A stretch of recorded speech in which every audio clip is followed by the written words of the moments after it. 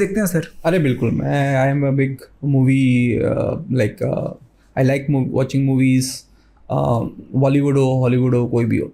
तो क्या favourite movie है, क्या वेब सीरीज? टाइम के साथ चेंज होती रहती है। So movies in what perspective you are asking? एक लर्निंग के पर्सपेक्टिव से मैं पूछूंगा कि आजकल क्या है कि लोग मूवीज एंड वेब सीरीज से भी काफ़ी चीज़ें सीख रहे हैं, चाहे लैंग्वेज है, हाँ, चाहे कल्चर है। करेक्ट। बहुत सारे जन टेक्नोलॉजी के बारे में भी सीखते हैं, इंट्री हो जाते हैं उस चीज़ को देख के। तो ऐसे कोई मूवी या वेब सीरीज जो काफ़ी इंस्पायरिंग है आपके लिए, या एक एंटरप्रेन्योरशिप के लिए पॉइंट ऑफ व्यू से भी आप बोल सकते हो? ठीक है। सो सी, मैं वेब सीरीज का बताता हूँ जो मुझे लगता है कि लोगों को देखनी चाहिए, चाहे वो कोई भी स्ट्रीम की हो। क्योंकि मुझे ऐसा लगता है कि जैसे लोग एक कंपार्टमेंट बना देते हैं कि एंटरप्रेन्योर है तो तुमको ये सीरीज एक्चुअली देखनी चाहिए। मुझे ऐसा लगता है कि आप एंटरप्रेन्योर हो तो आपको म्यूजिकल देखनी चाहिए। ओके। अगर आप म्यूजिक में इंटरेस्टेड हो तो आपको एंटरप्रेन्योरशिप देखनी चाहिए।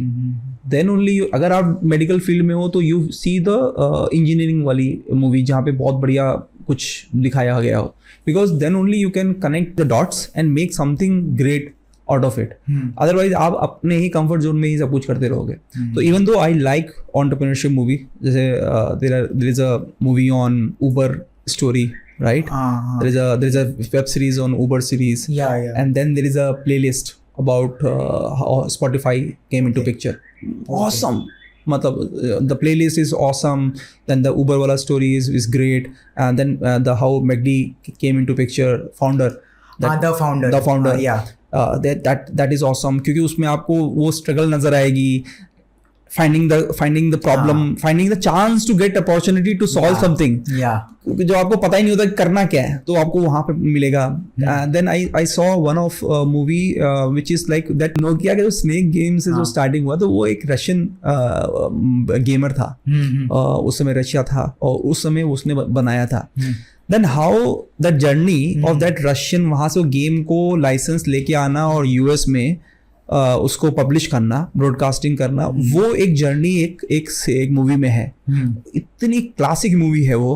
आपके गूज बम्स कितनी बार ऐसे लगेगा, you have a goosebumps of eureka moment. क्योंकि आप जो मेन उसमें जो बंदा है वो ट्रेडर है. वो तो उसने ना तो गेम बनाया, ना उसके पास ब्रॉडकास्टिंग के वहां पे यूएस में है. He is just making a deal between that person with in the Soviet era, जहाँ पे सब कुछ कंट्रोल्ड है, और वहाँ से यूएस में जाकर पब्लिशर को देना और बहुत कुछ. तो it's a very good movie. I don't remember the name, but these are some movie in entrepreneurship journey which you will love it. But then there are other series as well which I really like. One, House of Cards, everyone must see. It's about politics. It's about power. And then House of Cards I have watched 2 times. It has 5 seasons, but I have watched 2 times just to get the nitty-gritties of human nature. How and that the beauty of that series lies on the main people for whom that movie is built, the main actors. And those actors are not good people. Yes. They are very evil. Yeah. They are bad people. And they become the main actors. So it's like when you are, आप रामायण देख रहे हो from a perspective of Ravan, तो आपको वो सारी चीजें एक डिफरेंटली पर्सपेक्टिव से नजर आएंगी. एंड देन यू सी कि हाउ पीपल क्या गेम खेलते हैं और क्या पॉलिटिक्स में क्या होता है. And it's a parliamentary democracy US based, तो आपको बहुत रिलेट होगा इंडियन कॉन्टेक्स्ट से भी. तो house of card is one of them. Right now I am also watching a Korean series which is called beyond the bar. Okay. Fantastically made, beautiful made. See, that is the beauty of Korean cinema. Even though it appears to be कि वो US या इस तरह का western media है, लेकिन जो उन लोगों ने अपना ग्रिप पकड़ा हुआ है अपनी कल्चर पे, वो उसमें दिखता है. सो अगर आप कोई बार रिलेटेड या कोर्ट ड्रामा आप देखते हो यूएस का, तो आपको बहुत सारी चीज़ें आपको ऐसे लगेंगी कि इट्स लाइक जैसे हम लोग यहाँ हीरोपंती बोलते हैं, कि जो डायलॉग्स हैं वो थोड़े हीरोपंती के हैं, और वहाँ पे शायद कल्चर भी ऐसा होगा जहाँ पे लोग इस तरह के बिहेव करते हैं. बट वही चीज़ आपने कोरिया में देख रहे हो, people are very much respecting each other.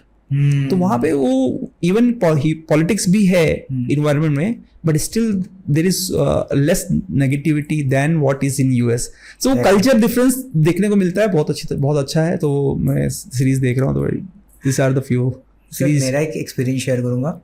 मेरी एक favourite web series, I think वो वेब सीरीज से आपको बिजनेस के बारे में बहुत कुछ पता चलता है, और वो है ब्रेकिंग बैड.